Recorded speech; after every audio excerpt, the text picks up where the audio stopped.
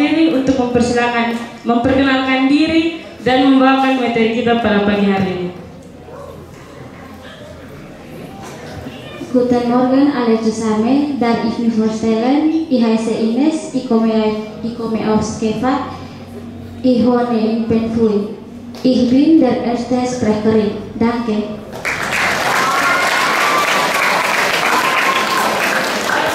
Hallo, guten Morgen.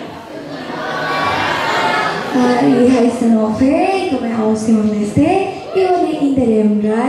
Ich bin der zweite Sprecherin. Danke.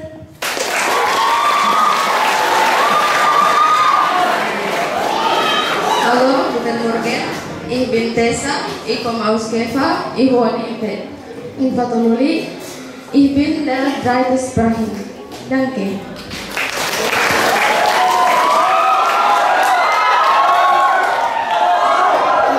Hallo, guten Morgen. My name is Richard. Ich bin der vierte Sprecher.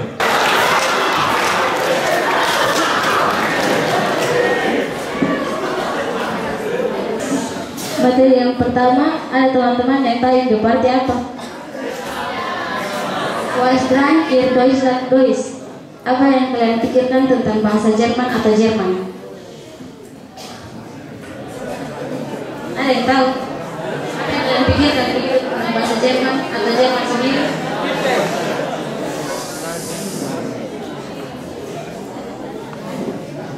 Bahasa Jerman dikenal di Indonesia sejak masa kolonial, terutama dalam misi pendidikan dan keagamaan. Ada beberapa faktor penting dalam perkembangan bahasa di Indonesia. Yang pertama, pendidikan. Banyak sekolah dan universitas di Indonesia yang menawarkan bahasa Jerman sebagai mata pelajaran dan program studi. Yang kedua, Goethe-Institut. Goethe-Institut ini adalah lembaga budaya bahasa Jerman yang berperan penting dalam memperkenalkan atau mempromosikan budaya dan bahasa Jerman melalui kursus dan kegiatan budaya.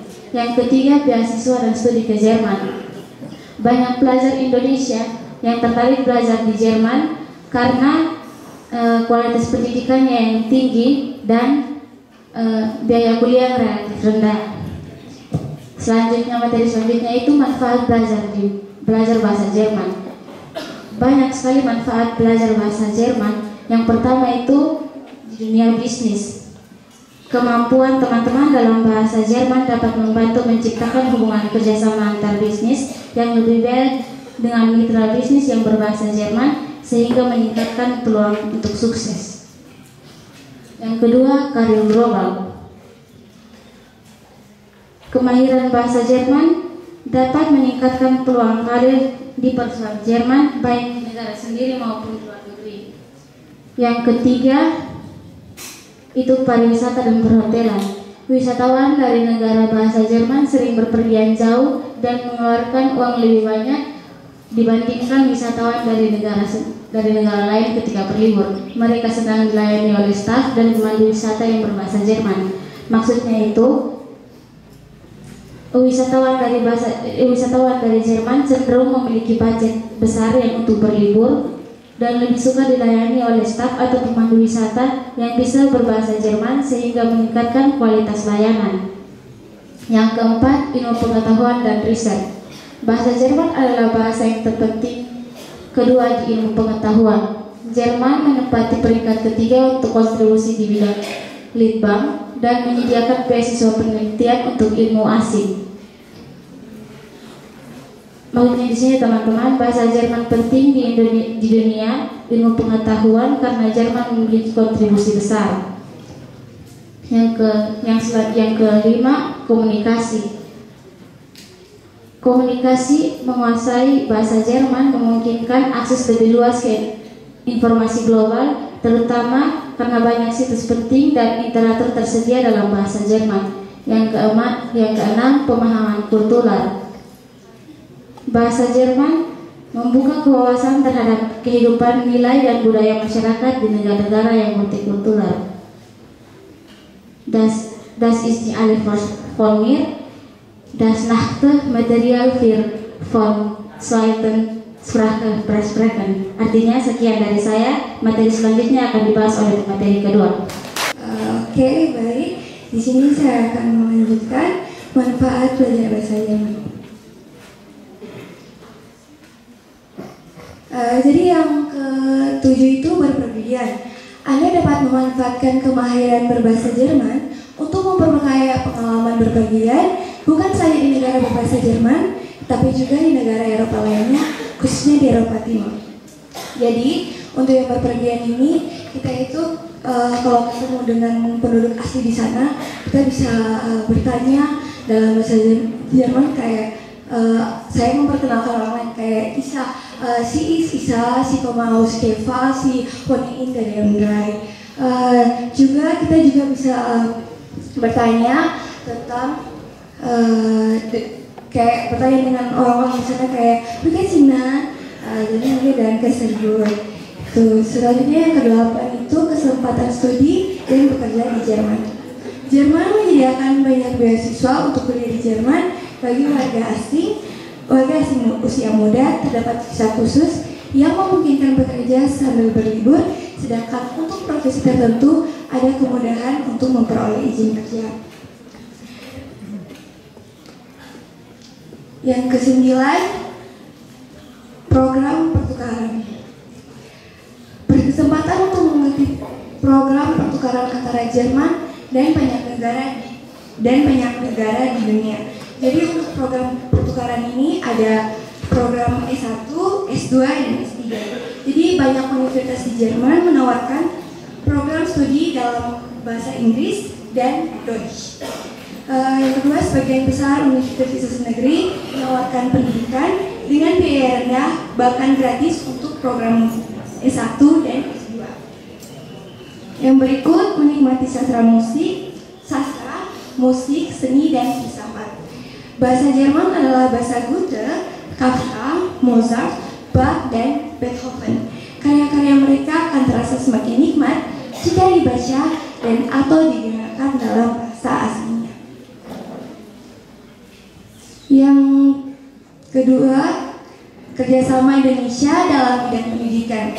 Nah, yang kerjasama Indonesia dalam bidang pendidikan itu ada Goethe Institute. Goethe Institute itu ada di Jakarta Pusat. Jadi selain sebagai pusat belajar bahasa, Goethe Institute juga mendukung kegiatan edukatif dan budaya, termasuk pelatihan guru, pengembangan kurikulum bahasa Jerman, dan pertukaran kebudayaan antar pelajar. Yang kedua, program beasiswa dan pertukaran atau DAD, German Academic Exchange Service. Lembaga ini menyediakan berbagai jenis beasiswa untuk mahasiswa Indonesia yang ingin studi S2, S3, atau penelitian di Jerman. Yang ketiga, banyak universitas di Jerman juga menjalin kerjasama dengan Universitas Indonesia untuk program double degree dan pertukaran pelajar. Terus ada komitmen Goethe Institute. Jadi komitmen Goethe Institute yang pertama ada inisiatif sekolah mitra menuju masa depan.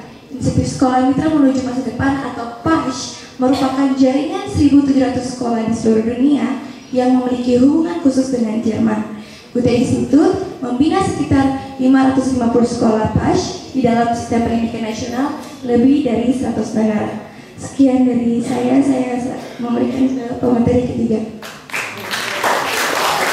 Di sini saya akan melanjutkan komitmen Goethe Institute yang kedua, yaitu lajuman atau langkah menuju Jerman. Redaksi Goethe Institute Indonesia dan para koresponden Indonesia yang berdomisili di Jerman menyajikan berbagai informasi seputar tempat tinggal dan pekerjaan di Jerman. Jadi, redaksi Goethe Institute itu para tim editorial atau artikel opini resmi dari sebuah media massa. Mereka lah yang selalu memberikan informasi seputar kehidupan yang ada di Jerman. Dan para koresponden Indonesia yang berdomisili di Jerman menyajikan berbagai informasi seputar tempat tinggal dan pekerjaan di Jerman. Koresponden Indonesia biasanya merujuk pada seorang wartawan atau jurnalis asal Indonesia yang bekerja melaporkan berita baik dalam negeri maupun luar negeri. Jadi Para koresponden Indonesia adalah seorang wartawan atau jurnalis dari Indonesia yang membuat berita di luar negeri dan mengirim berita tersebut ke media di Indonesia, contohnya koresponden Kompas di Washington State.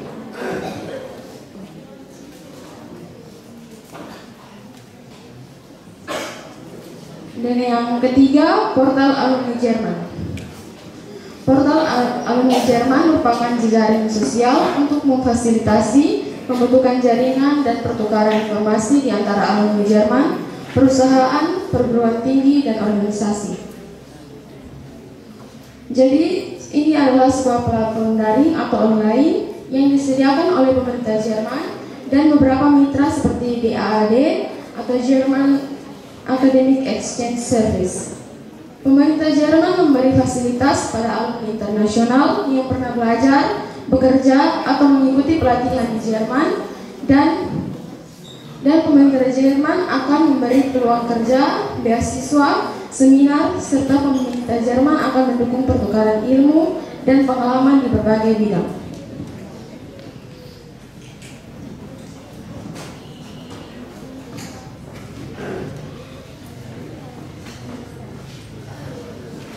Yang keempat adalah School Watch.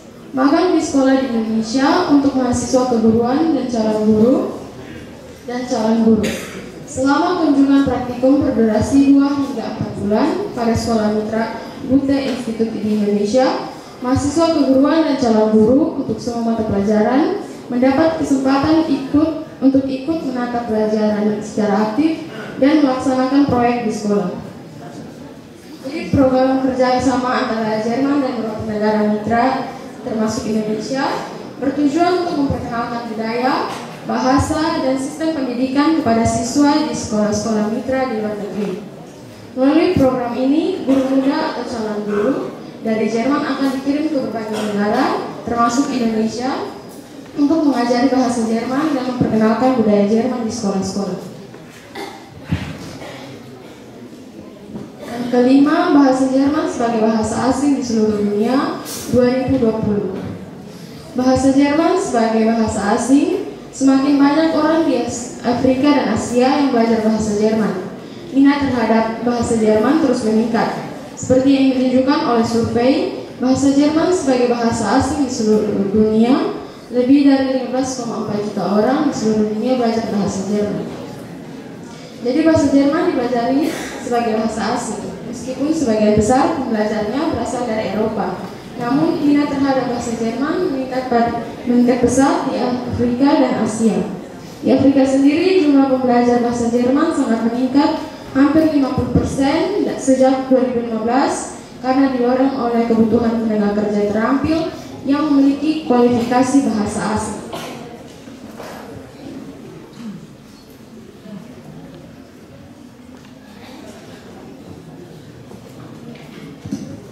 Dan komitmen yang terakhir itu Goethe Institut menerapkan standar yang diakui secara internasional dalam pengajaran Deutsch als Fremdsprache atau bahasa Jerman sebagai bahasa asing.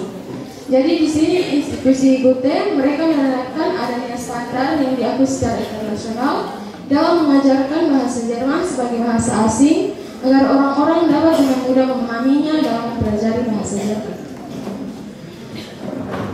Goethe Institut menyelenggarakan kursus bahasa, mengembangkan materi ajar, membina mereka yang sedang belajar dan turut berpartisipasi dalam penelitian ilmiah dan inisiatif politik kebahasaan. Institusi Goethe selalu membuka kursus bahasa bagi mereka yang ingin kuliah dan menetap di Jerman.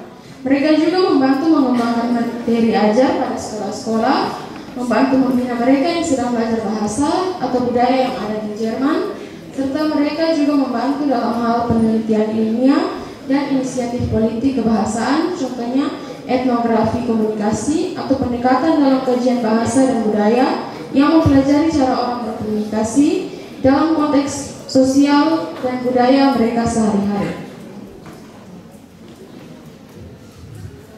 Goethe Institut mendukung kerjasama kebudayaan antara lain dengan mengadakan acara budaya atau berpartisipasi dalam festival di bidang film, tari, musik, teater, pameran sastra dan penerjemahan. Jadi institusi GUTE ini juga selalu mendukung kerjasama kebudayaan dengan mengadakan berbagai acara budaya, dan mereka juga selalu berpartisipasi di dalamnya pada berbagai festival di bidang apapun. Das ist alles von mir, danke. Baik, selamat pagi semua. Di sini saya akan menjelaskan mengenai program bahasa Jerman di NTT dan contoh program kerjanya. Di sini ada 3 program. Yang pertama itu program memberangkatkan 3.000 siswa ke Jerman. Untuk sementara ini sudah ada 150 siswa dari target 3.000 siswa yang diberangkatkan ke Jerman untuk mengikuti pelatihan bahasa Jerman. Yang ketiga itu beasiswa ke Jerman dari Misionaris Redemptoris di Sumba. Yang ketiga Olimpiade bahasa Jerman yang diselenggarakan oleh Goethe Institute. Yang berikut saya akan menjelaskan mengenai contoh program kerja. Di sini ada yang pertama itu visa kerja atau work visa. Jadi untuk teman-teman yang mau bekerja di Jerman, contohnya mau mengambil insinyur, perawat, IT, ilmuwan, bisa lihat di sini gajinya. Contohnya insinyur ada dari 40.000 euro sampai 70.000 euro, dan perawat bisa dari 28.000 euro sampai 45.000 euro, dan IT bisa dari 38.000 euro sampai 80.000 euro, dan ilmuwan bisa dari 40.000 euro sampai 65.000 euro. Di sini ada persyaratannya, bisa lihat di sini ada tawaran kerja resmi, kualifikasi akademik atau profesional, kemampuan bahasa Jerman atau tergantung dari pekerjaan, asuransi kesehatan, dokumen pendukung. Dan yang kedua ada Blue Card IU. Di sini gaji minimumnya bisa sampai 43.759,80 euro. Itu profesi khusus. Untuk umumnya 48.300 euro. Di sini ada persyaratannya, yaitu gelar sarjana, kontrak kerja minimal 6 bulan, asuransi kesehatan, dokumen lengkap. Untuk pekerjaannya di sini ada insinyur, dokter, spesialis IT, ilmuwan dan ahli matematika. Yang ketiga ada Ausbildung atau pelatihan vokasional. Di sini untuk pakai gaji bulanan dari per tahun. Untuk tahun pertama itu dari 850 euro sampai 1.000 euro. Untuk tahun kedua dari 1.000 euro sampai 1.200 euro. Untuk tahun ketiga dari 1.200 euro sampai 1.300 euro. Untuk persyaratannya di sini harus lulusan dari SMA atau SMK, batas usia dari 18 tahun sampai 35 tahun, sertifikat B1 atau B2, dokumen lengkap. Dan untuk pekerjaannya di sini ada koki, perawat, teknisi IT, ahli gizi, mekanik dan desain grafis. Yang keempat ada internship atau praktik kerja. Untuk gaji ini teman-teman ini bervariasi, bisa dibayar atau juga bisa tidak dibayar. Untuk persyaratannya ada pendidikan relevan, bahasa Jerman atau Inggris, surat lamaran, dokumen akademik. Untuk pekerjaannya ada IT, desain grafis, pemasaran, manajemen proyek dan riset. Dan yang proyek kelima ada pekerjaan musiman atau seasonal worker. Untuk gaji ini bervariasi sesuai dengan kontrak dan sektor. Untuk persyaratannya kontrak kerja sah, asuransi, tempat tinggal, kemampuan finansial. Untuk pekerjaannya di sini ada pemetik buah, staf restoran, pengolahan makanan, hotel. Dan keenam ada IT spesialis visa. Di sini gaji minimumnya dari 52.560 euro per tahun. Dan persyaratannya pengalaman kerja TL minimal 3 tahun, tawaran kerja bahasa Jerman level B1, dan untuk pekerjaannya ada developer, data analitis, cyber security, sitemin dan IT PM. Dan yang ketujuh ada entrepreneur visa. Untuk gajinya ini tidak tepat, bisa berdasarkan bisnis. Untuk pekerjaan, untuk persyaratannya rencana bisnis matang, dana cukup, pengalaman, dan persetujuan lokal. Untuk jenis usahanya atau pekerjaannya itu bisa IT, energi, manufaktur inovatif, kesehatan, dan industri kreatif. Sekian dari saya. Selanjutnya saya akan melanjutkan contoh program kerja yang ke-8, yaitu program sukarelawan atau FSJ BVD. Gajinya itu per bulan 300 sampai 500 euro. Itu setara dengan sekitar 5,2 juta sampai 8,6 juta. Plus akomodasi atau makan. Persyaratannya usia 16 tahun sampai 27 tahun untuk FSJ. Kalau untuk BFD itu di atas 27 tahun. Sertifikat B1, dokumen lengkap. Pekerjaan yang didapat yaitu seperti asisten perawat lansia, pengajar anak-anak, pendamping disabilitas, dan petugas proyek lingkungan. Yang ke-9, program au pair. Gaji per bulan yaitu 280 euro, itu setara dengan 5 juta per bulan. Dan tempat makanan dan tempat tinggal. Usianya 18 sampai 30 tahun. Persyaratan belum menikah, tanpa anak, sertifikat A1 atau A2, surat kesehatan. Pekerjaan yang cocok yaitu mengasuh anak, bantu tugas rumah ringan, antar jemput sekolah, dan mengajarkan bahasa ibu. Sekian dari kami, terima kasih. Indonesia mana saja beasiswa itu tersebar. Terima kasih. Mungkin ada lagi? Baik, terima kasih atas kesempatan yang diberikan kepada saya. Di sini saya memiliki satu pertanyaan. Namun sebelum itu, saya telah mengamati bahwa bahasa Jerman itu peminatannya sangat sedikit sekali di NTT dibandingkan dengan bahasa Indonesia dan bahasa Inggris. Selain itu, pemuda-pemuda di NTT tidak juga berminat akan lagu-lagu klasik menggunakan bahasa Jerman seperti lagu-lagu dari Mozart, Beethoven, dan lain-lain, melainkan mereka lebih berminat kepada lagu-lagu bahasa Indonesia dan bahasa Inggris. Selain itu, untuk fasih berbahasa Jerman membutuhkan waktu yang amat panjang, dan bahasa Jerman didapatkan pada jenjang sekolah menengah atas, berbeda dengan bahasa Indonesia dan bahasa Inggris. Untuk itu, pertanyaan dari saya, bagaimana bahasa Jerman dapat meningkatkan mutu pendidikan yang berkualitas dengan peminatan masyarakat dan remaja di NTT yang sedikit? Terima kasih. Kesempatan yang diberikan kepada saya belajar tentang bahasa Jerman. Ini saya bertanya-tanya, di NTT ini kan kita kan kekurangan guru bahasa Jerman yang berpengalaman. Jadi pertanyaan saya, bagaimana kekurangan guru bahasa Jerman berpengaruh pada kualitas pembelajaran di NTT? Kemudian pertanyaan berikutnya mengenai sudut pandang teman-teman. Teman-teman kan baru mengenal dan mempelajari bahasa Jerman di kelas 11. Bagaimana perasaan teman-teman sebelum mempelajari dan mempelajari bahasa Jerman hingga saat ini? Sekian dari saya, terima kasih. Harus dipenuhi untuk mengikuti program beasiswa, dan di wilayah Indonesia bagian mana saja beasiswa tersebut tersebar. Ini baik syarat umum untuk mengikuti program beasiswa itu bervariasi tergantung dari beasiswa yang ingin diselenggarakan. Beban kerja guru yang tinggi.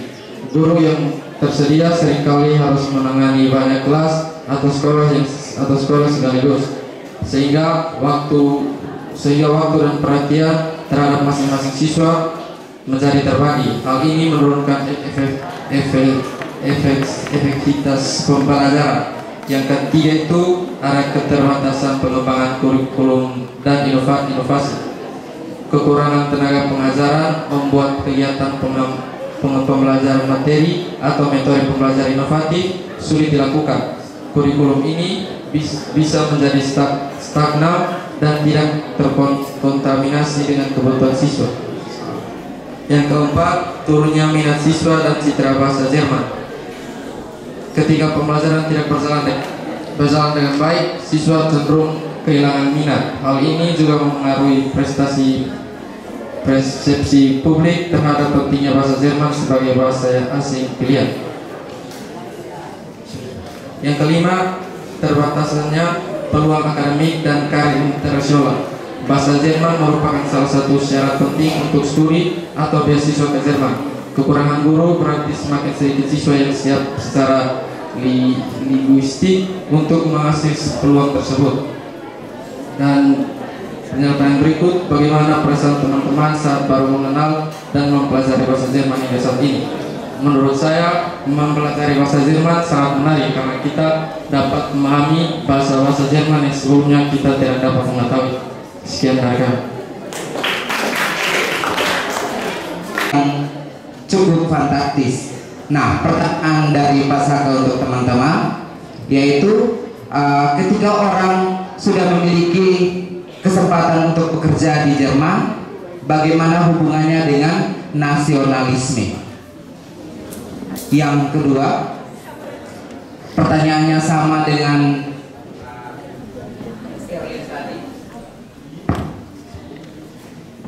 tentang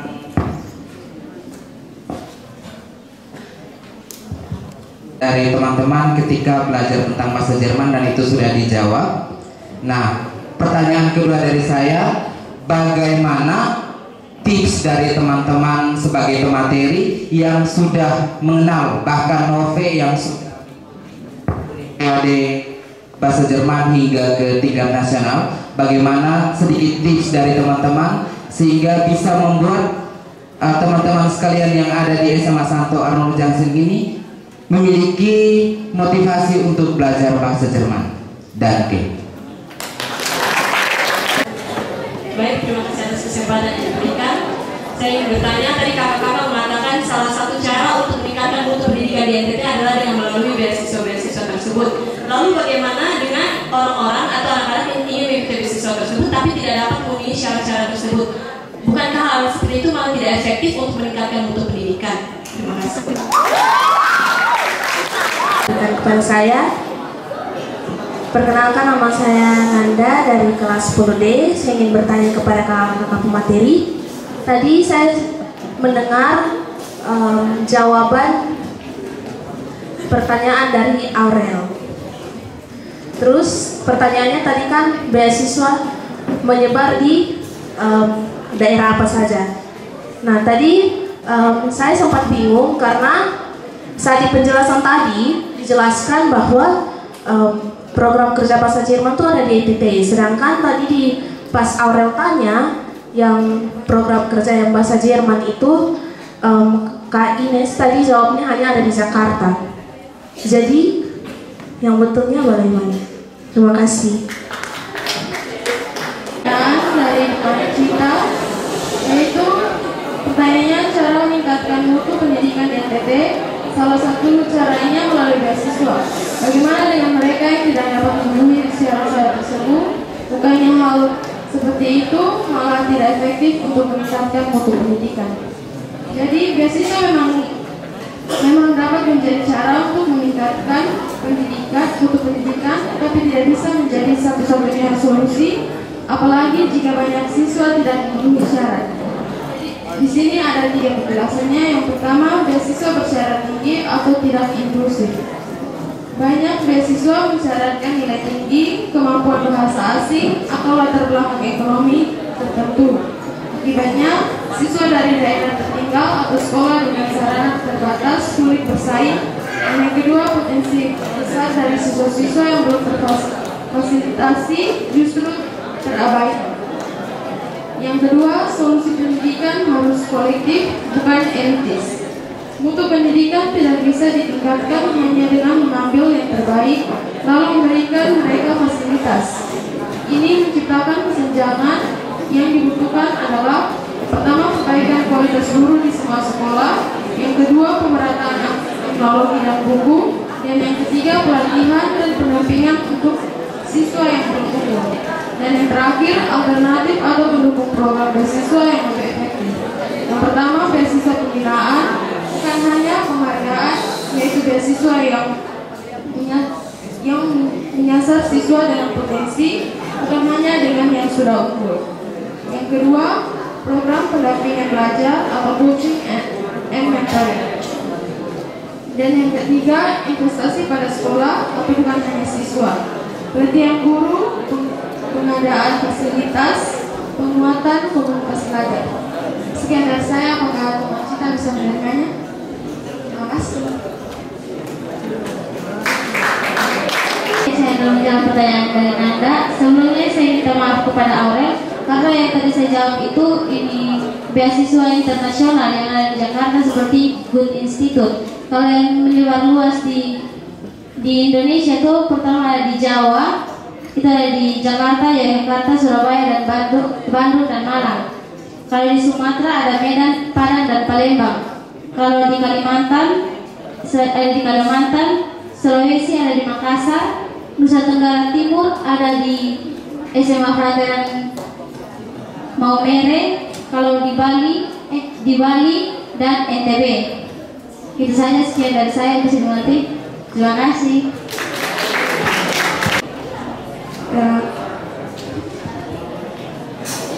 Tips dari teman-teman dari saya untuk belajar bahasa Jerman.